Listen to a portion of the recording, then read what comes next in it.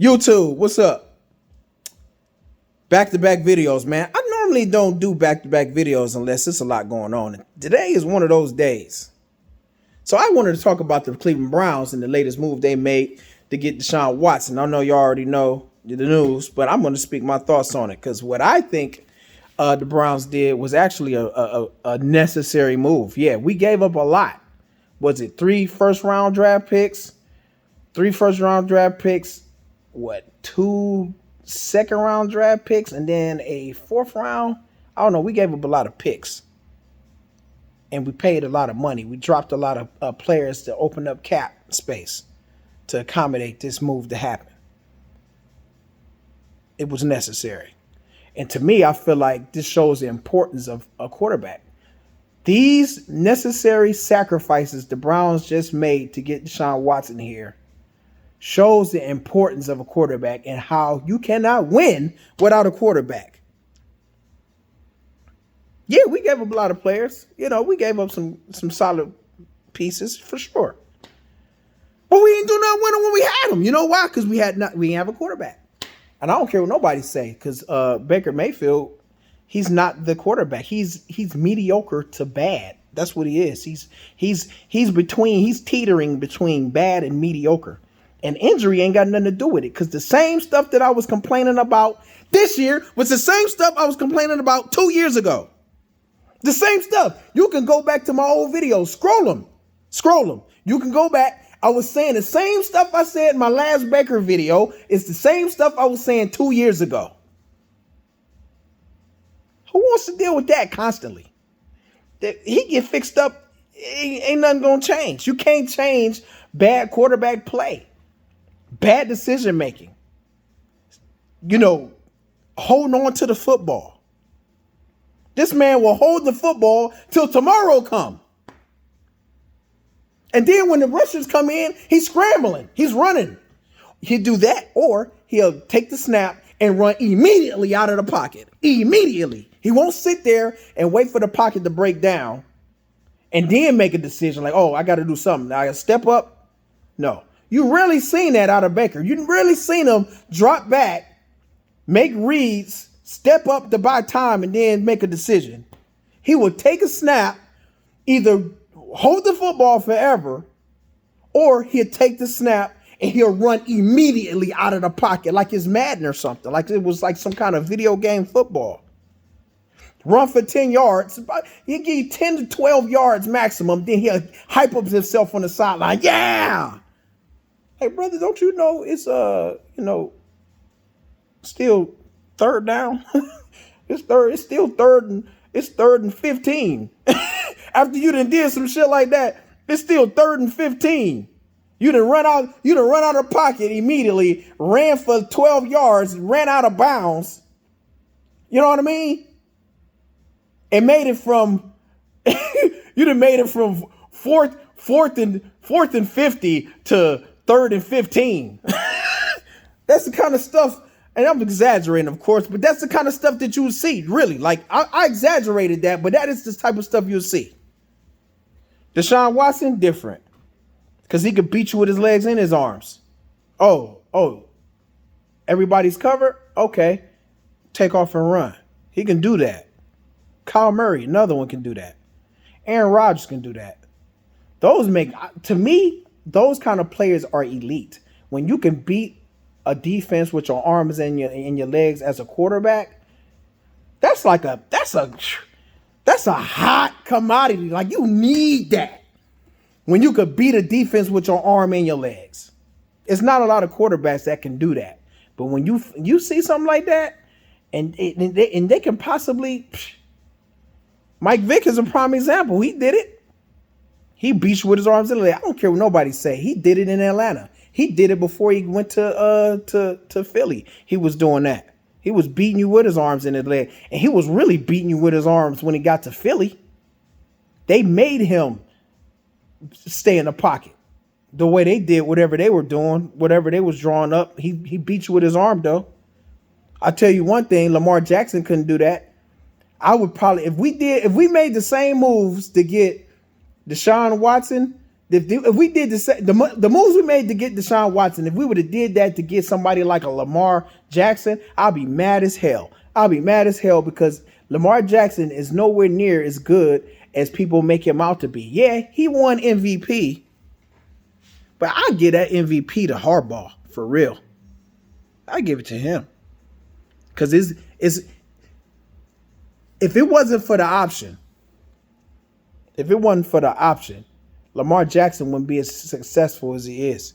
He can't sit back and make throws like that. He has, yes. You know why they do that, though? Because the whole defense is panicking because they don't know what the hell is going on. So they freeze. You know what I mean?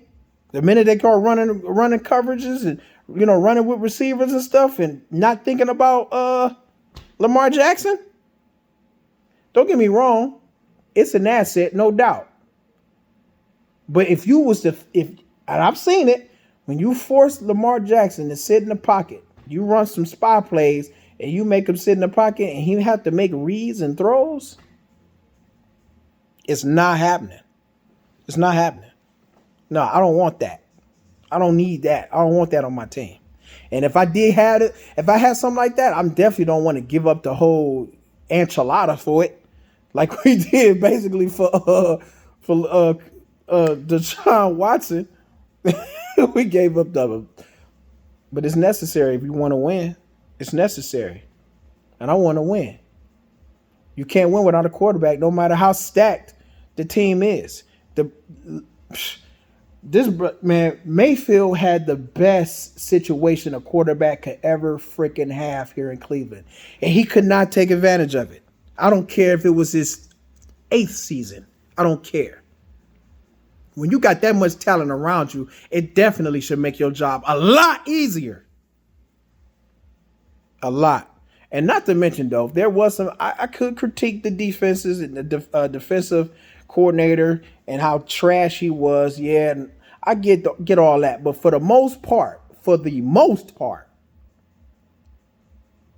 he had all the opportunity in the world to make something out of this situation here in Cleveland. And I'm talking about Mayfield. And another thing, too, Mayfield all in his feelings about this whole situation. Hey, we wouldn't even be here if he'd have sat his ass down. And I don't care. People can say, "Oh, he's a fighter. He just want to go in there and play regardless." I get all that. But if you ain't performing, don't take your ass out there. And I'm not gonna blame Baker for that. I'm gonna blame the coach for that. But and the coaching staff, Browns, all that. I'm gonna blame them for that. But I think they knew that Baker wasn't it.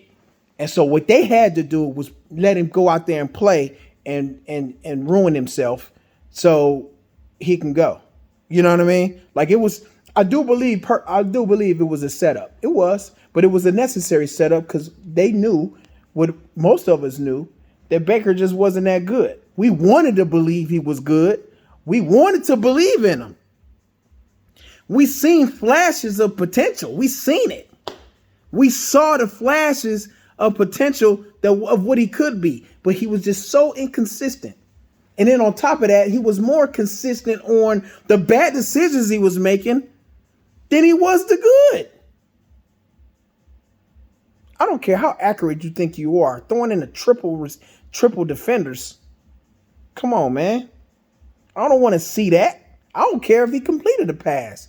I don't want to see no crap like that. I can go on for days about Baker and the reason why things have become what it's become. And like I said, it was absolutely necessary. And all I'm going to say is, I'm not saying the Browns is going to win with Deshaun Watson. I'm not going to say this is all like a great move and all. I'm not saying that. I'm not saying that at all. And I don't even think the Browns feel like that. I think it was just a necessary move in order to win, because at the end of the day, it's about winning. We don't care about how loyal you want to be to Cleveland and how you love the fans and all of this, and you poured your heart and soul and you gave the best you could. Hey, that's all. That sounds good and that's cool. But we want results, man. I don't want to hear all that. I tried. I don't want to hear all that. Who want to hear that? Who wants to hear that? when you couldn't make the playoffs?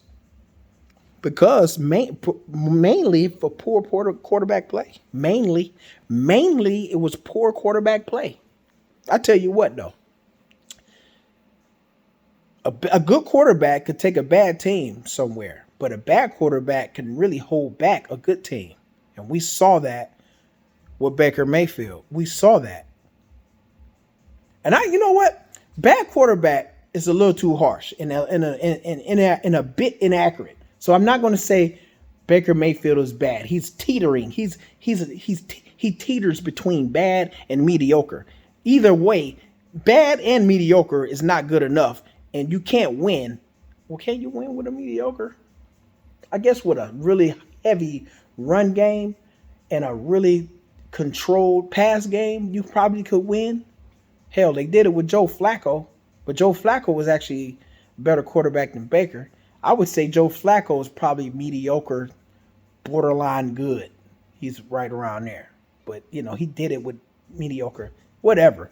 All I know is Baker's out of here. And if he's not out of here, he's a backup. And that's cool. We got DeShawn Watson. And that's what matters. We got a quarterback. We got a quarterback. We got a quarterback, folks. We have a quarterback. We have a quarterback. We have a legit quarterback for the first time since Derek Anderson. The last time I seen consistency was Derek Anderson. That's the last time I seen a consistent quarterback play.